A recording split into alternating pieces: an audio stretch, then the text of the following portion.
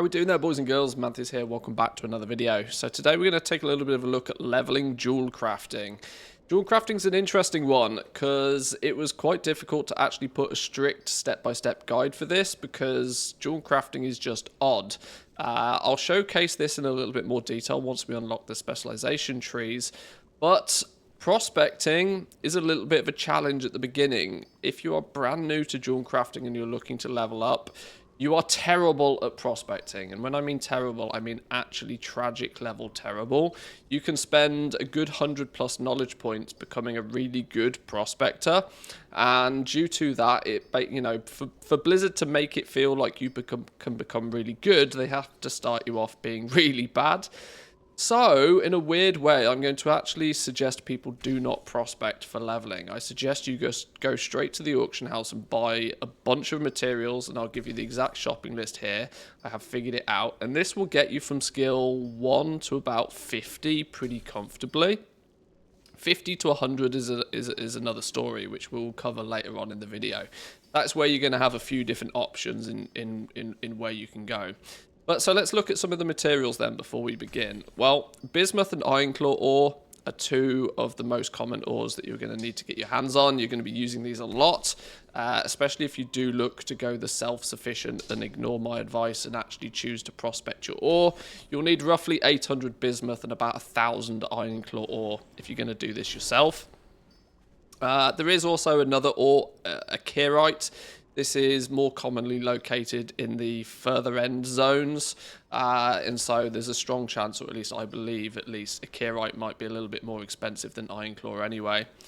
Showcasing some of the other materials you might be interested as a jewel crafter is nullstone. We can even prospect nullstones, but we're certainly not going to go anywhere near these for prospecting anytime soon. These are super difficult to come by. Miners are only going to find a handful of these at best per hour, so I expect these are going to be ludicrously expensive. We as jewel crafters also care about blasphemites. We don't use this in the early leveling section, but we are going to probably use a lot of these in the last 50 points. These are made by alchemists. We don't have any way of acquiring these ourselves as a jewel crafter. We can't even prospect nullstone to get these blasphemites. So we are going to have to rely on alchemists doing alchemy things for us to get our hands on these, but it's going to be a very important material for you. So let's look at the exact material list then, if you just want to go to the auction house and buy some stuff. I've actually documented all of this in my Goblin Guide to the War Within. If you just want to pause the video right here, you can take a screenshot of this if you need. Route B is going to be buying the materials and going to the auction house. Route A is being self-sufficient and prospecting your own ores.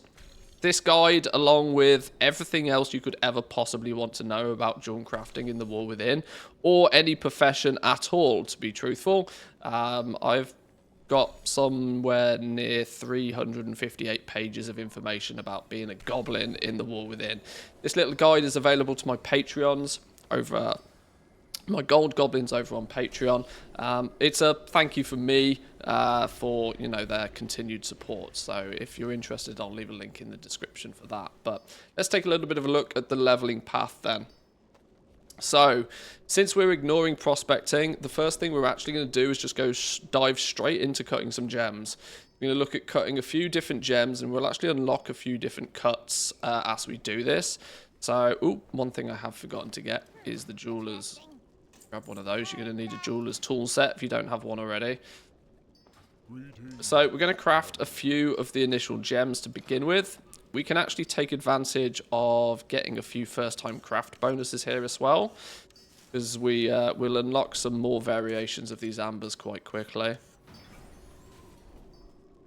We learn the quick amber. We'll switch over to that to get our first-time craft bonus. You'll see the first time craft bonus is giving us artisan security and knowledge points.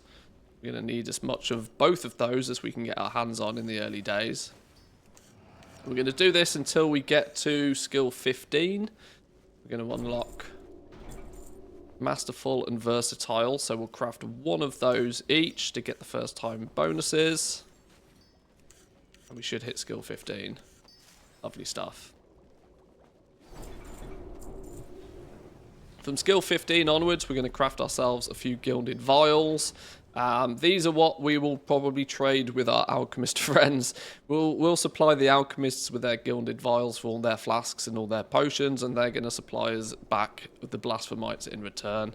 Of course, if you have alts, you can be totally self-sufficient and maybe look at leveling up alchemy as well. We're going to craft our gilded vials up until skill 31.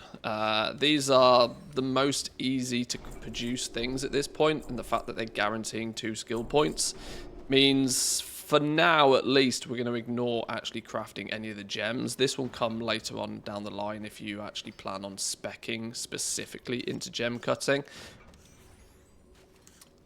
Whilst we're making these quickly, I should also point out quality. You will notice I've got some quality 3 materials in my bags. For the purpose of leveling, use only quality 1.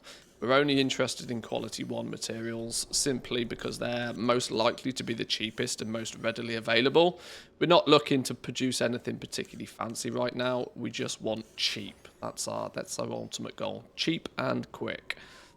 From skill 31, we can learn a bunch of new stuff, and now we can already start to tell that we're running out of options.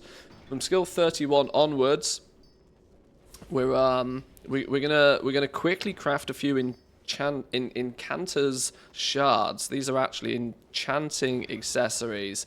In the early days, if you're doing this in the first couple of days of the expansion's launch, there's a good chance you can throw these on the auction house, and there'll be enchanters waiting for these. So this is you probably won't lose much gold crafting these.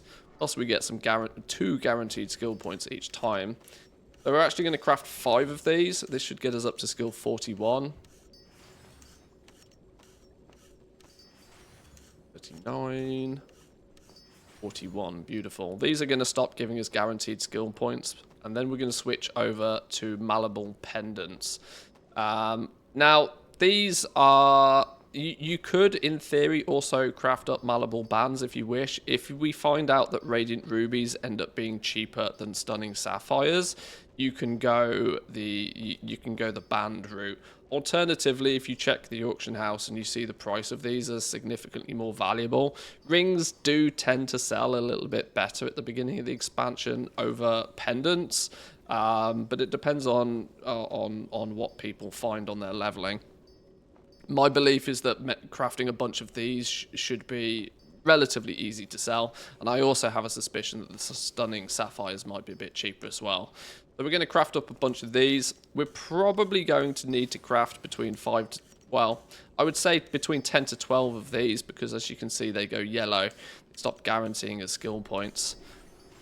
But if you used my little shopping list, you should have 10 or 12 of these, so we can get those all crafted.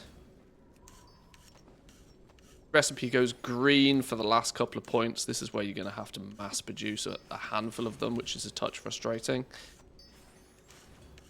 49. Let's see if RNG will work in our favor, and let's see if we can get 50 points. There we go. We got 50 points quite quickly. Oh, I was actually on the good side of RNG this time. I saved a few materials. But okay, we've hit skill 50. Where are we going to go from here then? That was technically the easy part. At this point, you will have unlocked 2 of your spec trees. You will have to wait until skill 75 to unlock the 3rd. So, you know, if you are going to unlock these, choose carefully. But for the moment, we're not going to really worry about the spec trees particularly much. If we take a little bit of a look down into what can actually guarantee us skill points at this moment, you can see most of the actual endgame gem cuts, the regular gem cuts, are going to give us 2 skill points each. If you are planning on speccing into the gem tree specifically, if that is your goal as a jewel crafter, you can kind of go out and start gathering your knowledge points and start putting some points in here. And those early gem cuts will get you some skill points nice and easily. But they only will get you so far. The gems, if I remember correctly, will only get you to about skill 80 crafting them directly. So we're going to need a better option overall. The best option I have found is actually blasphemite cuts. There's 4 of these, culminating, elusive, insightful, and cubic. Cubic is the easiest recipe to get. You can go to Grifter, vendor over in Dornogal, and just hand over 5,000 gold and you can get this recipe. This can actually take you all the way to skill 80. So if you are looking just to unlock that third and final spec tree, this is probably your quickest option. Now, I should also point out, it's not going to be particularly cheap. We mentioned earlier, null stones are really rare and really hard to get. You're going to need 2 of them for each craft.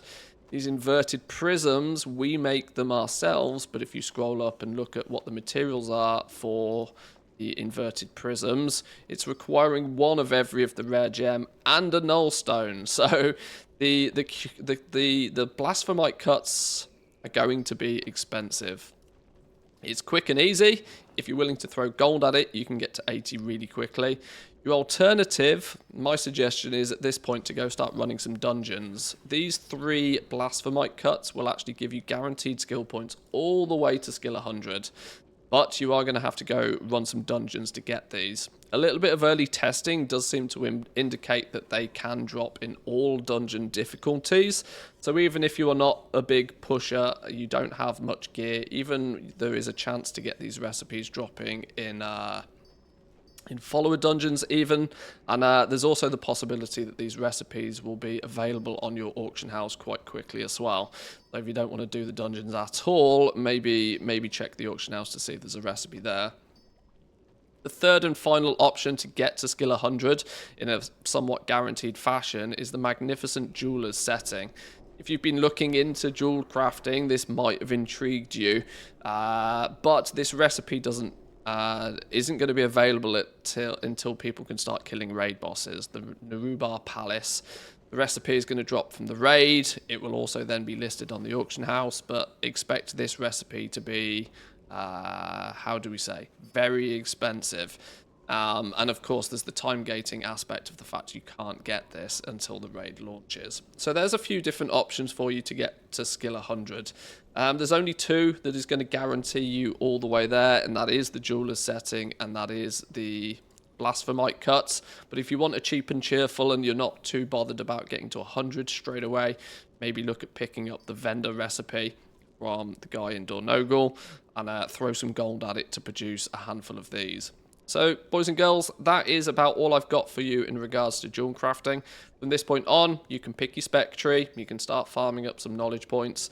If you're interested in the next steps in that regard, stay tuned. I'm going to have hopefully some videos highlighting some builds for each of the different professions in the near future.